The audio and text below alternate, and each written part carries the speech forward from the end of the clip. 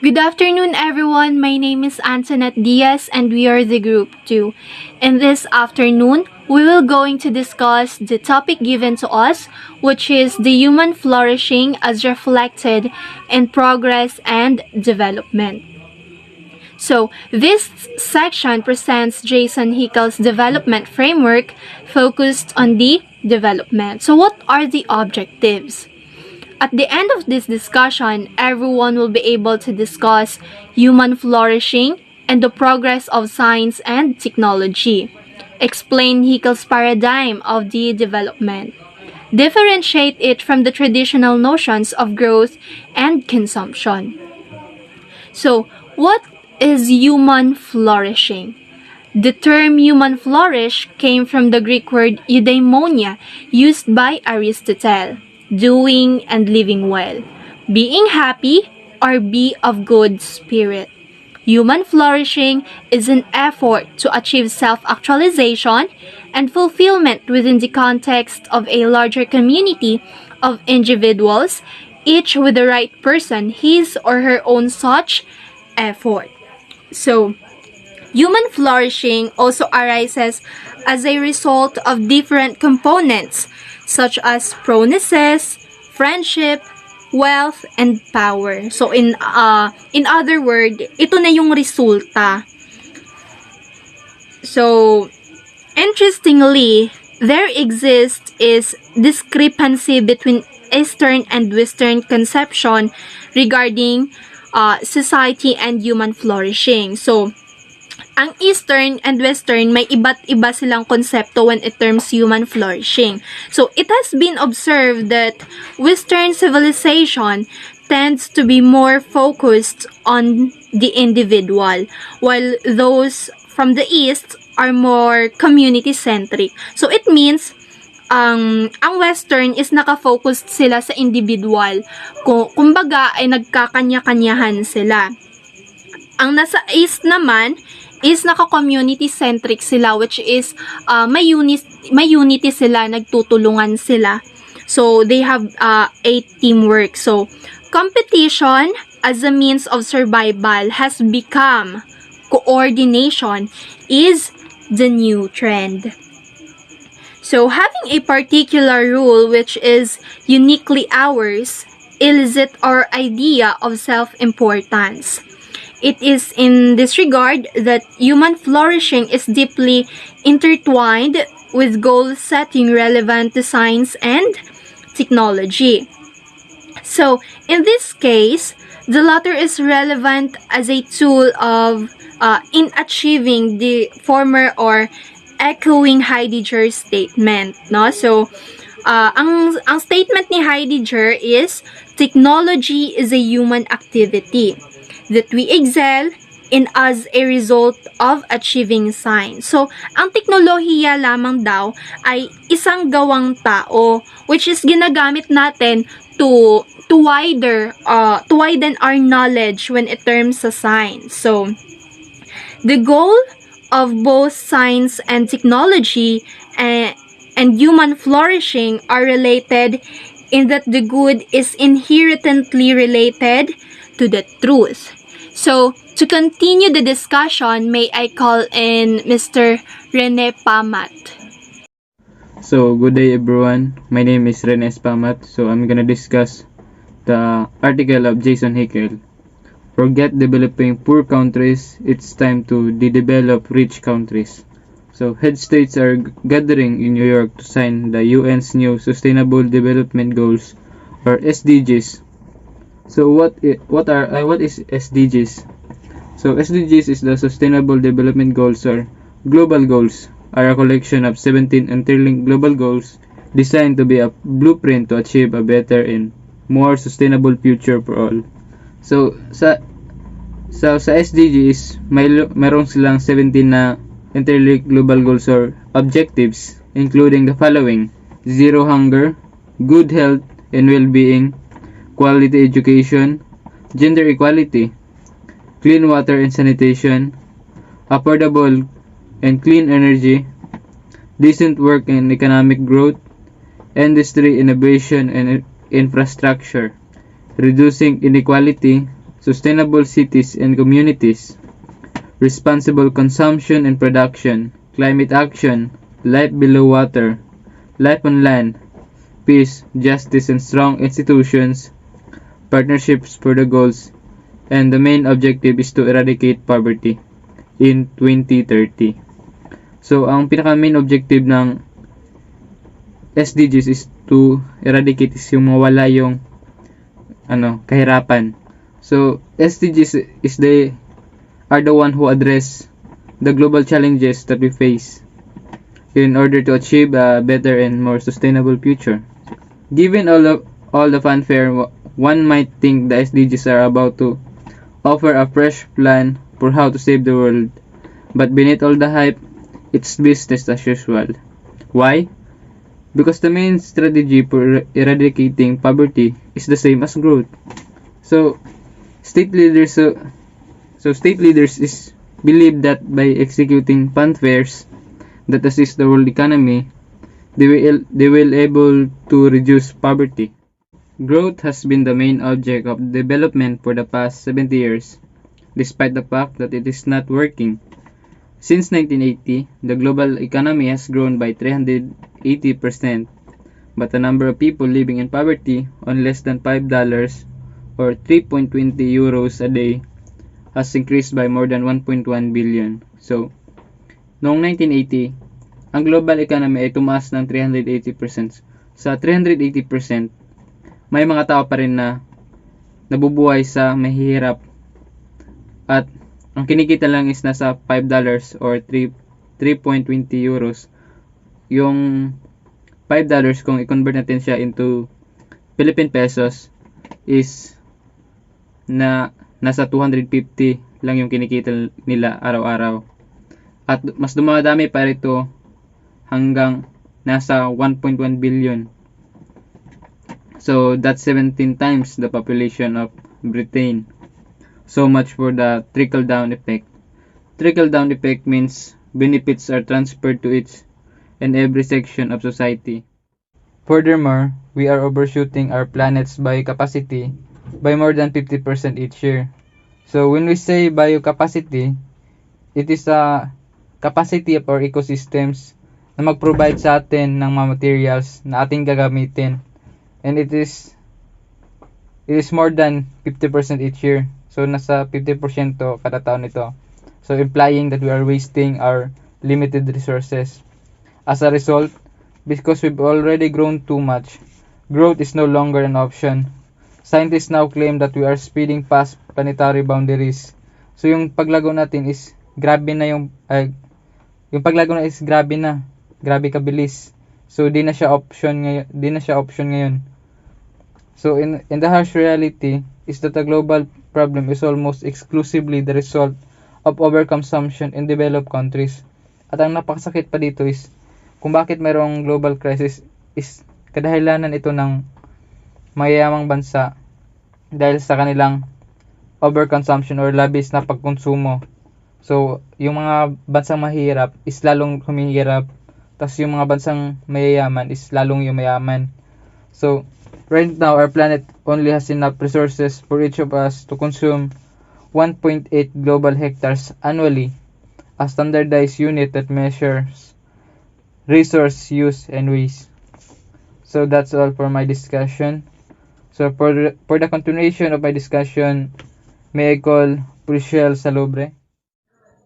Good afternoon. My name is Prichelle S. Salubre, and I'm going to report what does this mean for our theory of development. According to economist Peter Edward, that instead of pushing poor countries to catch up with rich ones, we should be thinking of ways to get rich countries to catch down to more appropriate levels of development. So, according to Peter Edwards, halip daw na tinutulak ang mga poor countries para makaangat o mapantayan ang mga mayayamang bansa. Sa halip daw na tinutulak, dapat daw gumawa ng sariling paraan ang mga poor countries para mas mapadevelop pa nila ang kanilang bansa at mataasan ang mayamang bansa higit pa sa angkop ng antas ng kaunlaran.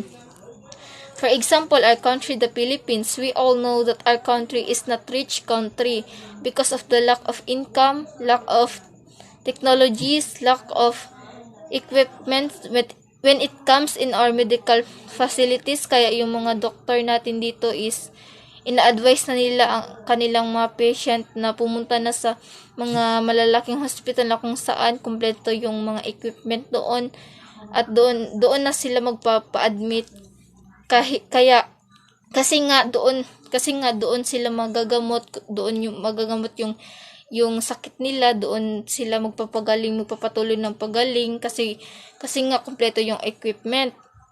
At marami ding mga Pinoy na hindi nakakapunta sa hospital para magpagaling kasi nga lack of income sila, hindi nila afford ang bayarin sa hospital. Kaya tinitiis na lang nila ang kanang sakit, at may ilan din na hindi na natitiis kasi nga malala na yung sakit nila, hindi na nila kaya, hindi na kaya ng katawan nila, kaya bumibigay na sila at nababawian ng buhay. So kung gusto nating mga Pinoy, mga Pilipino na maiwasan ang sitwasyon na ganun, is kailangan pa natin gumawa ng paraan para mapaunlad ulit natin ating bansa, especially ang ating mga leader dito sa bansa. Dapat gumawa sila ng paraan para mapaunlad at tumaas ang ating income dito sa Pilipinas sa sarili nating sikap at gawa, at para na din mataasan natin ang mga mayayamang bansa dito sa mundo. And also, Peter Edwards says that we should look at societies where people live long and happy lives and relatively low levels of income and consumption, not as basket cases that need to be developed towards Western model and as exemplars of efficient living. So it means dapat daw natin makita yung society natin na kung saan ang mga tao ay masaya na sa kanilang pamumuhay kahit pa ang level ng income at consumption ay mababa. So for example ulit ang Pilipinas, so kailangan talaga natin ma-develop pa o mapaunlad pa natin ang ating bansa towards Western models and as also exemplars of efficient living of Filipino people. Next is, how much do we really need to live long and happy lives? It is about the income of our economy. So it means na kung malaki at mataas ang level ng income ng isang bansa, especially pagdating sa income na binibigay nila sa mga tao sa kanilang pagtatrabaho, so the result of that is yung mga tao is masaya na sa kanilang pamumuhay sa kanilang bansa, kung saan man sila nabilong, masaya na sila, kontento na din sila, at hindi na din nila kailangan pang magtrabaho sa ibang bansa, makipagsapalaran doon para makakita ng malaking income para sa kanilang pang-araw-araw. Like in the US, the life expectancy in US is 79 years, and also GPD per capita is $53,000, but many countries have achieved similar life expectancy with a mere fractions of this income. So it means talaga na ang US is mayaman kasi nga mataas yung life expectancy nila doon, mataas yung literacy rates nila doon, kasi nga malaki yung income nila doon. Kaya yung mga tao doon is kontento na sila, malaki yung sahod na kukuha nila sa kanilang trabaho. At marami ding mga countries na nakaka-achieve ng similar life expectancy katulad ng US, kahit pa yung income nila ay mababa pa kumpara sa income ng US na $53,000. Like in Cuba has a comparable life expectancy to the US, and also one of the highest literacy rates in the world with GPD per capita of only $6,000. So it means na kahit $6,000 lang yung per capita ng Cuba, is mas comparable pa din yung life expectancy nila kumpara sa US, at isa din sila sa may pinakamataas na literacy rates sa mundo. By the way guys, GPD means is a gross domestic product. It is a measurement of population size that helps compare different nations' statistics on a per person basis.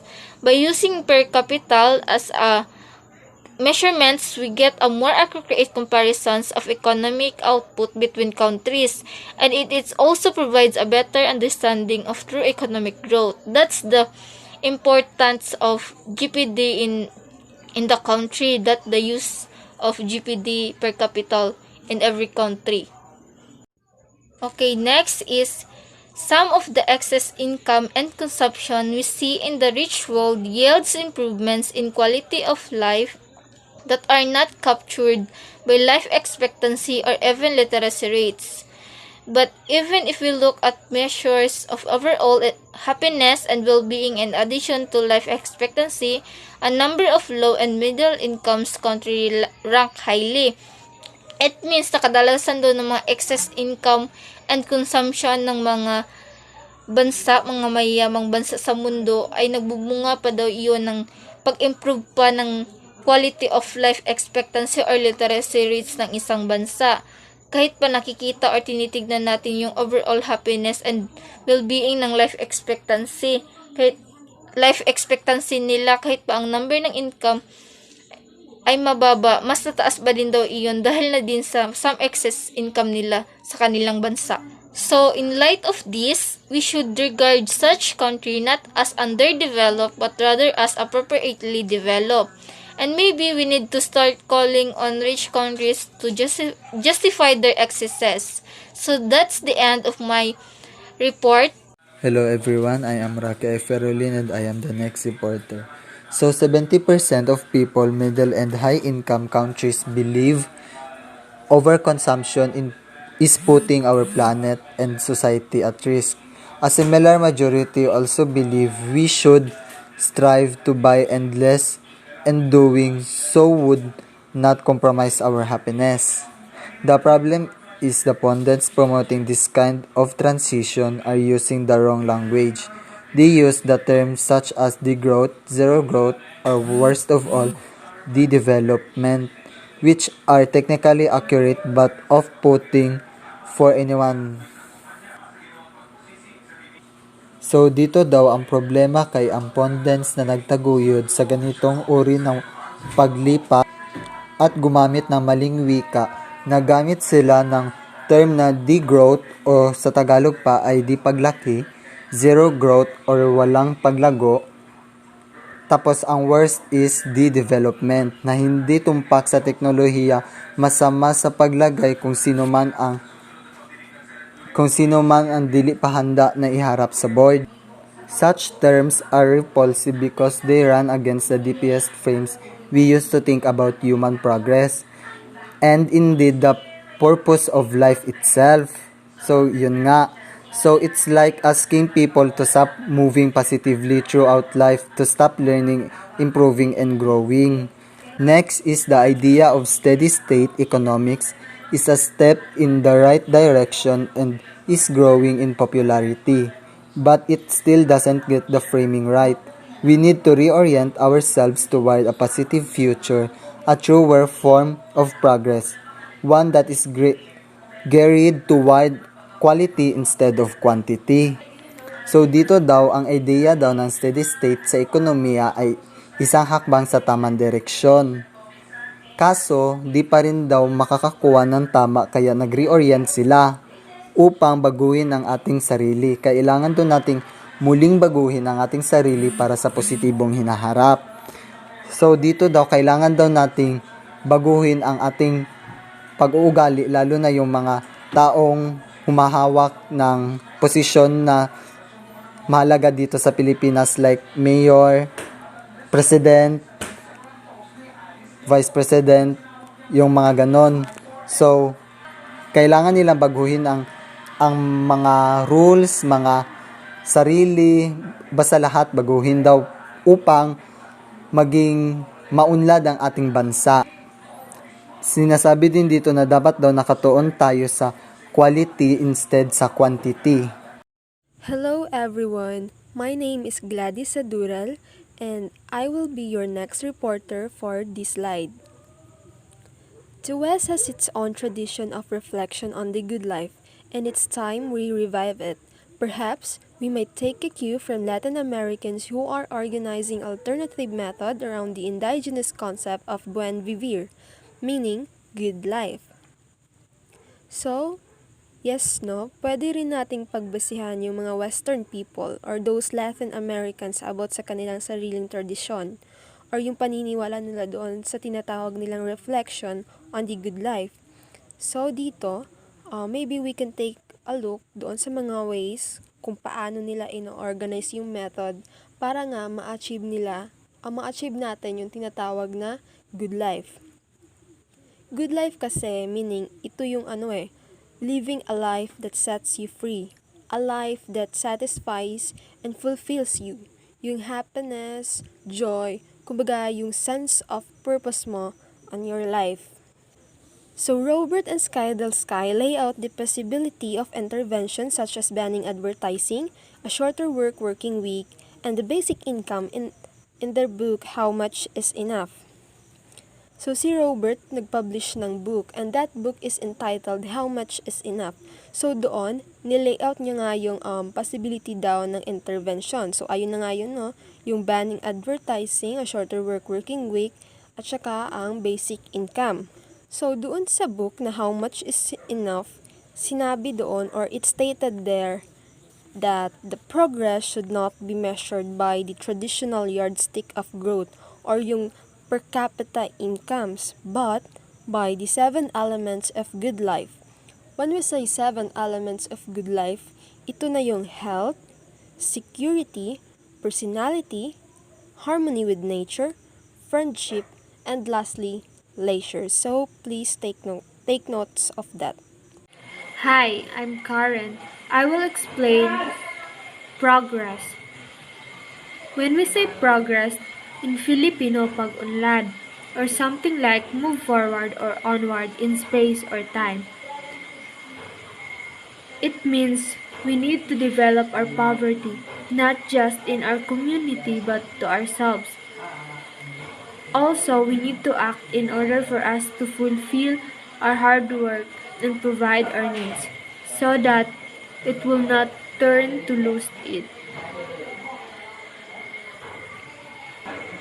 And next, this is not about giving anything up, and it's certainly not about living a life of voluntary misery or imposing harsh limits on human potential.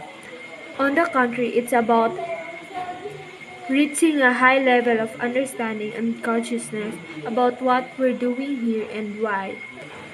So it means we only live once. We should not just giving anything up, or should I say, don't waste time to look others that they have a good life. Instead, we need to make an action towards how to progress as a human. And definitely, we're not just living our life full of sacrifices or misery. We're just more understandable and know what life purpose. That's all. Thank you.